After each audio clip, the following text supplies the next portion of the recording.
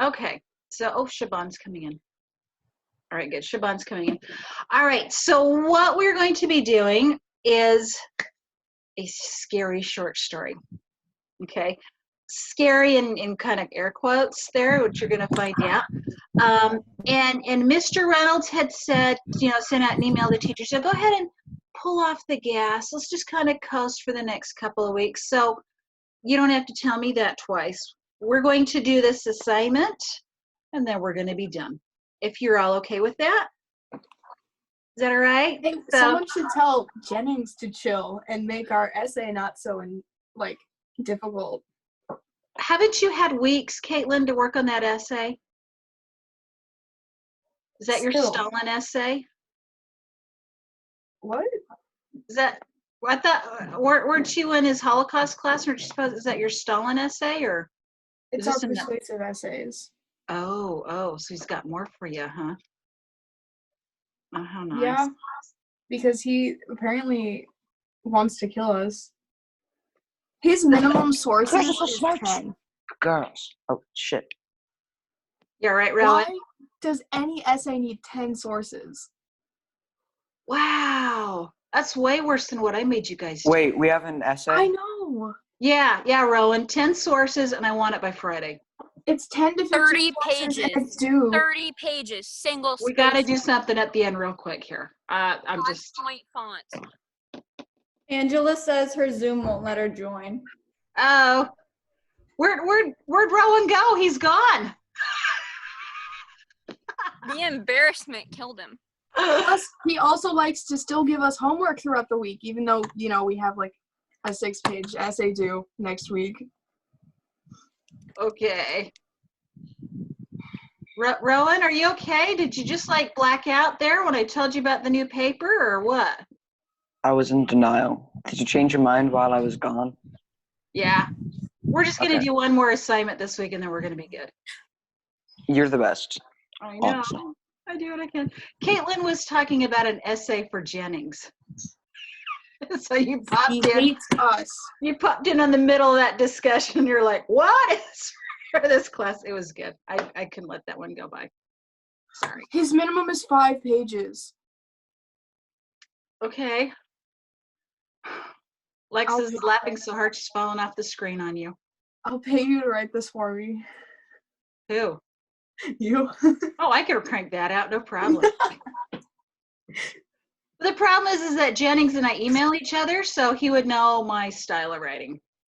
That's the problem, yeah. Dang it. He would know it's like, right. See, so I'm giving it nice and easy for you in this class so that you can get caught up and figure out things in other classes. Okay, so you're welcome. All right, so let me tell you what we're going to be doing. Get my little share screen here. Okay. So we're going to be doing a ghost story. So this is back at Mark Twain wrote, he lived between 1835 and 1910. He was the most famous American celebrity at the time. I mean, he was the first celebrity, really. Everybody knew who he was. And he wrote, obviously, some big books. He also wrote a ton of short stories and essays. And this is one of them. And so at the time, there was a lot of ghost stories and scary stories going around that people really enjoyed doing. Edgar Allan Poe started those. And Mark Twain could never really do anything straight. He could never do anything totally serious. He was a satirist. He was kind of like sarcasm, okay? So he wrote this short story. I think it's a lot. I enjoy this one. I do not like scary stories at all. I do not like horror stories. I don't like ghost stories. If you do, wonderful, and you will be able to write that. But this one, just, well, I'll read it to you, and then you'll see where I'm going with this. So this is his character. We got time to read it. I took a large room far up Broadway in a huge old building whose upper stories had been empty for years until I came. The place was filled with dust and cobwebs. I seemed to be invading the privacy of the dead the first night I climbed up to my room. For the first time in my life, fear came over me, and as I walked up the stairway, an invisible cobweb swung into my face and clung there. I shuddered as if I felt a ghost. I was glad when I reached my room and locked out the darkness. A cheery fire was burning in the fireplace, and I sat down before it relieved. I rested about 2 hours. After a while, the fire burned low. A sense of loneliness crept over me. I arose and dressed for bed, moving on tiptoe about the room. I covered up in the bed and lay listening to the rain and wind until they lulled me to sleep. I slept deeply, but how long, I don't know. All at once, I found myself awake and filled with fear. All was still, but my own heart, I could hear it beat. The blankets began to slip away slowly toward the door toward the foot of the bed, as if someone were pulling them. I couldn't move. I couldn't speak. Still, the blankets slipped deliberately away until my chest was uncovered. Then, with great effort, I grabbed them and pulled them over my head. I waited, listening, waited, listened, waited. Once more, the steady pull began, and once more, I lay in terror till my chest was uncovered again. At last, I got up and snatched the covers and held them with a strong grip. I waited, then I felt a faint tug and took a fresh grip. But I couldn't hold the blankets, and for the third time, they slid away. I groaned. An answering groan came from the foot of the bed. Drops of sweat stood on my forehead. I was more dead than alive. Then I heard a heavy footstep in my room. The step of an elephant, it seemed to me. It was not like anything human, but it was moving away from me. There was relief in that. I heard it approach the door, go through without opening the door, and wander away down the dark hall, the floors creaking again as it passed. And then I heard silence once more. When my excitement had calmed, I said to myself, this is a dream, simply a hideous dream. And so I lay thinking it over until I convinced myself that it was a dream. And then a comforting laugh relaxed me, and I was happy again. I got up and struck a match, and when I found the locks and bolts on the door were just as I had left them, I laughed again. I took my pipe and lit it and was just sitting down before the fire when I dropped my pipe, because in the ashes on the hearth, side by side with my own bare footprint, was another footprint, so huge that in comparison, mine was but an infant's. I'd had a visitor. I put out the light and returned to bed, frozen with fear. I lay a long time peering into the darkness and listening. Then I heard a noise overhead, like the dragging of a heavy body across the floor. Then the throwing down of the body and the shaking of my windows. In other parts of the building, I heard the slamming of doors. Then footsteps were creeping in and out among the halls and up and down the stairs. Sometimes these noises approached my door and went away again. I heard the clanking of chains in remote hallways and listened while the clanking grew near. I heard muttered sentences, half screams that seemed smothered violently. Then I became aware that my bedroom was invaded, that I was not alone. I heard sighs and breathings around my bed and mysterious whisperings. 3 little spheres of phosphorescent light appeared on the ceiling directly over my head, clung and glowed there a moment, and then dropped. 2 of them on my face and 1 on my pillow. They splattered and felt warm. Intuition told me they had turned to blobs of blood as they fell. Then I saw white faces, dim and uplifted hands, floating bodiless in the air, then disappearing. The whispering stopped along with the voices and the sounds, and stillness followed. I waited and listened. I felt that I must have light or die. I was weak with fear. I slowly raised myself to sit up, and my face came in contact with a clammy hand. I fell back like a sick man. Then I heard the rustling of clothing. It seemed to pass to the door and go out. When everything was quiet once more, I crept out of bed, sick and feeble, and lit the gas lanterns with a hand that trembled. The light brought some little cheer to my spirits.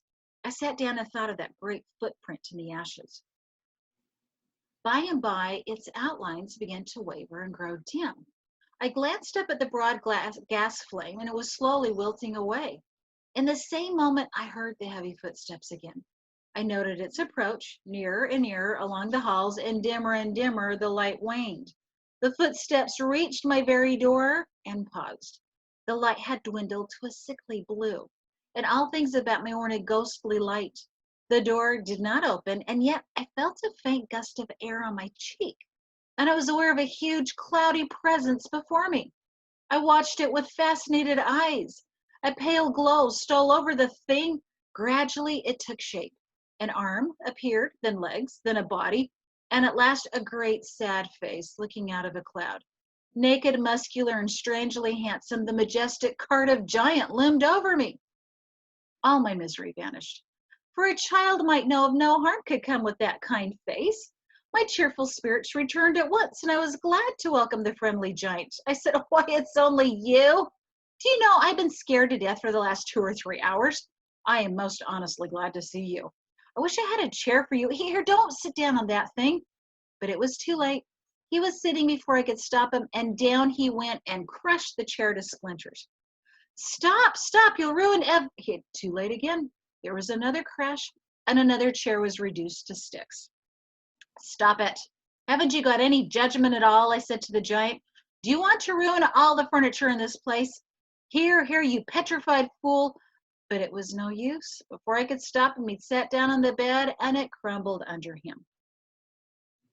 Now, what sort of a way is that to do? First, you come lumbering about in the place, bringing goblins along with you to worry me to death, and then, when I overlook the fact that you are not fully dressed, you wreck all the furniture you can find to sit down on. And why? You do yourself as much damage as you do me. You've broken off the end of your spinal column and littered up the floor with chips of your hands. You ought to be ashamed of yourself. You are big enough to know better." "Well," said the giant quietly, "I will not break any more furniture, but what am I to do? I've not had a chance to sit down for a century." And the tears came to his eyes. "Poor devil," I said, "I should not have been so harsh with you. And you are an orphan too, no doubt. But sit down on the floor here. Nothing else can stand your way. And besides, we cannot talk well with you way above there above me." So he sat down on the floor and lit a pipe, which I gave him, threw one of my red blankets over his shoulders, inverted my small bath on his head like a helmet, and made himself comfortable. Then he crossed his ankles while I renewed the fire, and he exposed the bottoms of his enormous feet to the grateful warmth. "What's the matter with the bottom of your feet and the back of your legs that they're so gouged up?" "Infernal infections. I caught them up to near the back of my head, sitting out there under the dirt at Newell's farm.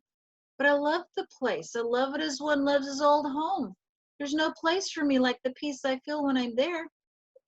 We talked for about half an hour, and then I noticed that he looked tired. "Tired?" he said. "Well, I should think so. And now I'll tell you about it, since you've treated me so well. I am the spirit of the petrified man that lies across the street there in the museum. I am the ghost of the Cardiff giant. I can have no rest, no peace till they've given that poor body burial again. Now, what's the most natural thing for me to do to make men do this? Terrify them into it. Haunt the place where the body laid. So I haunted the museum night after night, and I got other spirits to help me, but it did no good, for nobody ever comes to the museum at midnight.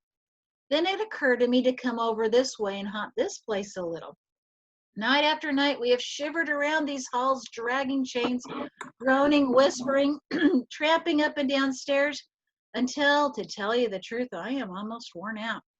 But when I saw your light in the room tonight, I got excited. But now I am tired out. I ask you, give me some hope."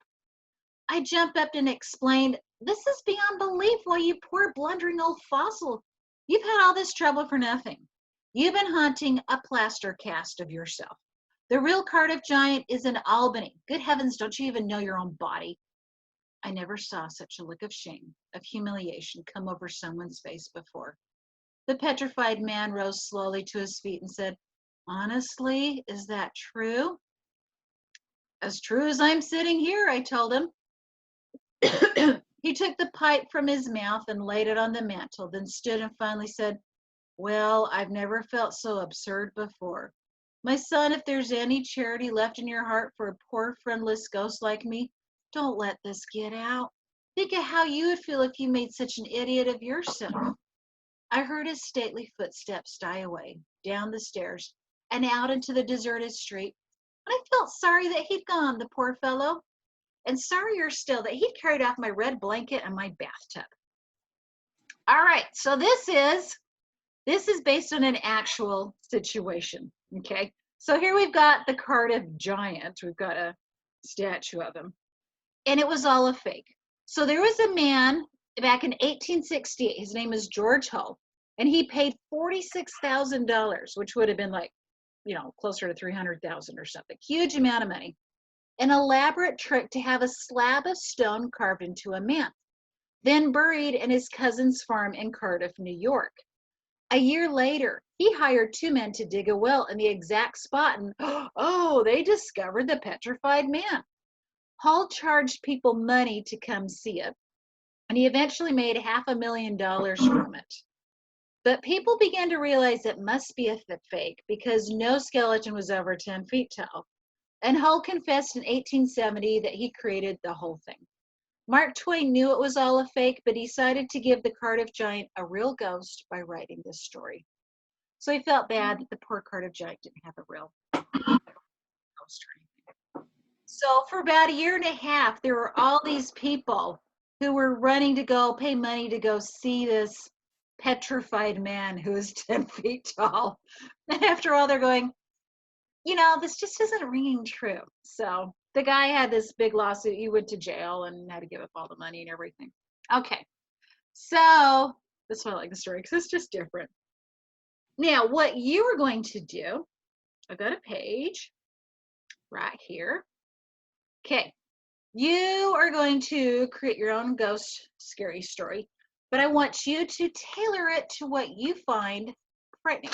So for number 1 there, I want you to list 5 objects that are scary. Okay, so give me some ideas right now. What do you find scary? What are things that you think are scary? Those antique porcelain dolls. Ooh, yeah, those are scary. They're just like, I don't know, how did anybody ever think they were pretty? I have like 5 of them in a tub in my In a room. tub? That just made it all the worse, Lexus. Well, I don't have anywhere to put them up. They don't go with the vibes of my room. Because they're sending off vibes of their own. Okay, that's a really good specific one. What else do you find scary? Objects or just in general things that are scary? In general, yeah. Snakes. Are you kidding me? Anything that slithers or has scales, goodbye. Sayonara, no thank you. I'm fine with snakes, but it's those really long centipedes that slither around and all the legs. Oh my gosh, those totally freak me out. I mean, I'm totally unhinged. I will pick up a snake and move it, but one of those little centipedes, I'm out. I'm gone. So. Fish are scary. Fish, Lexus. Fish. Yes, I can explain it to you. I can't. My brothers had betta fish and I couldn't look at them. I can't with fish. I go into a pet store and I want to die. Like fish, no, I can't deal with fish. Me and Hannah Maker literally for 7th and 8th grade. I can't. I really can't. My husband used to be manager of PetSmart, and at one point we had about 10 fish tanks in our house. So he was breeding little African cichlids and other fish. So yeah, Alexis would not come near my house, and I won't go near hers because she has those dolls. Okay. What else is scary, guys? Do you know those what are they called? Raggedy Ann dolls? Are you kidding me? Oh, and my fish one was stupid. Are you kidding me? A Raggedy Ann Well, I doll? used to have the biggest Raggedy Ann doll, and it was awfully weird looking. My mom got me one of those things, but it's not like exactly Raggedy Ann, but it came from Scotland and I lost it. And I'm really sad. Thanks And for it's bringing that not up. a Raggedy Appreciate it. Ann doll, Lexus. It was, You but it was from Scotland. But it was kind of, but not exactly. Then it was. Raggedy Ann. I had an actual Raggedy Ann doll. Okay. You guys are coming up with things I was not anticipating, but this is good. This is good. What else is considered scary? Caitlin. What? What freaks you out? Oh, I thought you were naming Caitlin. I thought you were like, Caitlin's the thing that I'm scared of. Just kidding. I mean, people have told me I'm intimidating, and I don't get it. Well, You know Rowan what's used to scary? think I was scary, so we could just put, whatever. I got told that I'm a puppy dog. I'm not Aw. really. Nothing really scares me. People Nobody's- in general scare me. Nobody's Spiders scared do of suck. spiders. Really? That's scary. That scares me. Therapists, I mean, they scare me. there's They all know kinds too of- much. like clowns. I totally hate clowns. My med check lady. She's scary. My dad's a clown. He's not scary then. I'm not scared of clowns. Yeah, me neither. So the idea is you create a list of 5 that personally scare you. Okay, does not have to be this list. I want you to find things you decide what personally gives you the willies. Commitment. Can Obama's Wow. last name be Phoebe, one of the I scariest thought you people? were gonna say that. So Rowan, you can put whatever you want to put in here. Certain people, we'll just leave it at that. Obama's Start last pouring name. people. Obama's so last funny. name. Yes. I was gonna do I'll- Lexus. I'll just All let 5 you- will be Lexus. Rowan, you know what? You scare me. Stop. Rowan, Stop you know it. what? Lexus, I will Lexus, be you're your worst terrifying. nightmare. Get I will. your face out of the camera, please. Jeez. Lexus, this is recorded. I know, I love it. Miss Mercer, can you send me a screenshot of just that?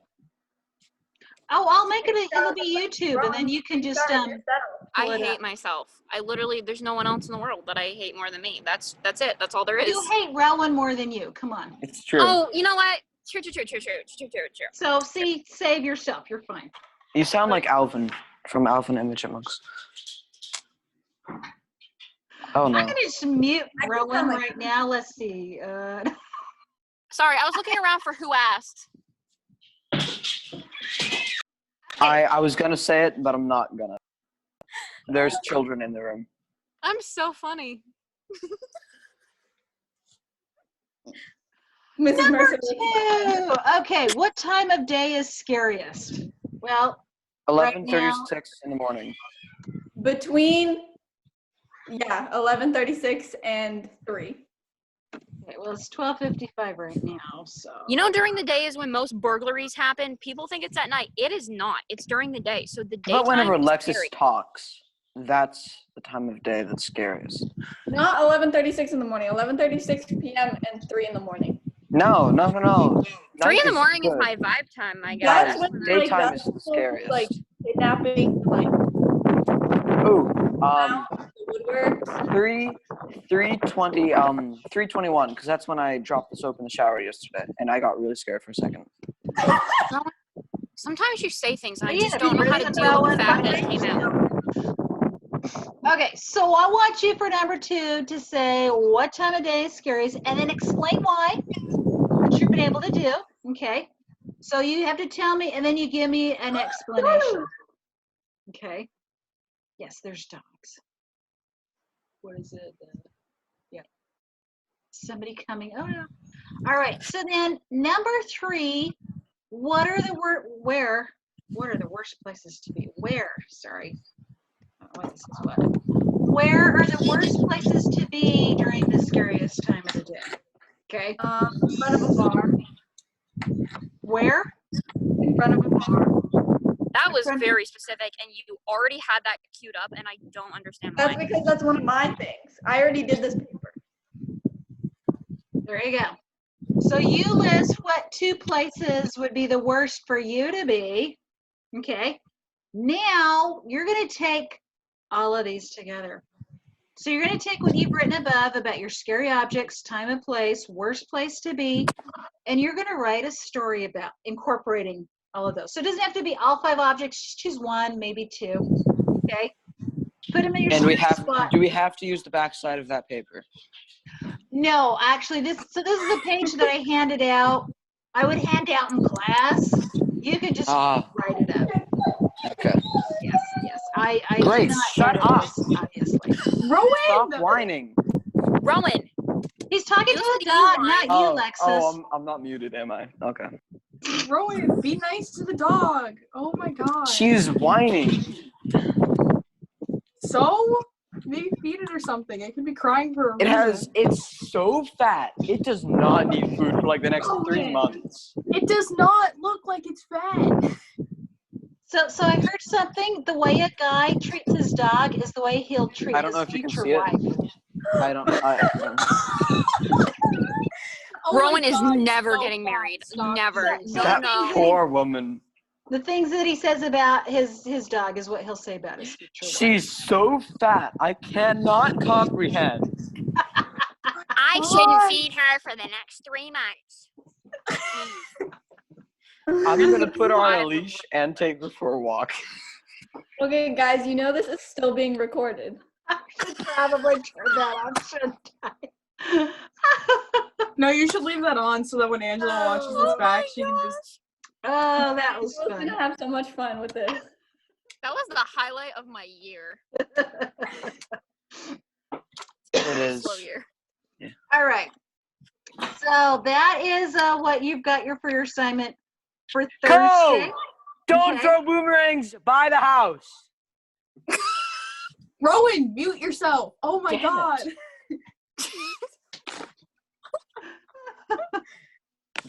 Oh, that my poor gosh. future wife of his. Okay.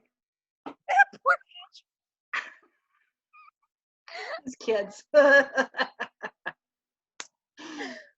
Okay. Anyway, so that is your assignment. Write me up a scary story for Thursday. Get it to me before class, and I will read some of them on our Zoom meeting. Okay. I'm giving it to you after class then. It can be anonymous. You know, I don't have to say who it is, but I'll read a few of them. When I give you mine, can you say it's by Lexus? No matter what, say it's by Lexus. Like, we just Weird. gotta make Lexus it- turned in two. Why? Rowan, your wife's crying. Shut up. Go to sleep. I don't love you.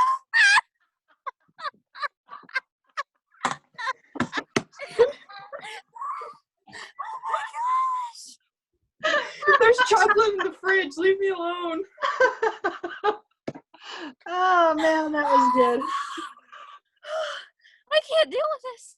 I'm getting hot flashes. It's hot out here. Holy crap. Oh, that was beautiful. All right, guys. Well, we will see you on Thursday, and I'll watch for your scary stories. So, Wait, look. Okay, I gotta show you something. So I figured out how to make a live background. Ready? oh my gosh, is that? No, is that- Mrs. Mercer, shush. Did you see it? No, I It couldn't. was so good. I have made so many of them. It's Sebastian Stan. Can See you us mute again? Lexus? Look at that. Whoa. Whoa. I mean, I have a live wallpaper too. Mine's better. It doesn't matter what yours is. Just know mine is better. I don't think Nope. anybody's No. surprised that Tina left.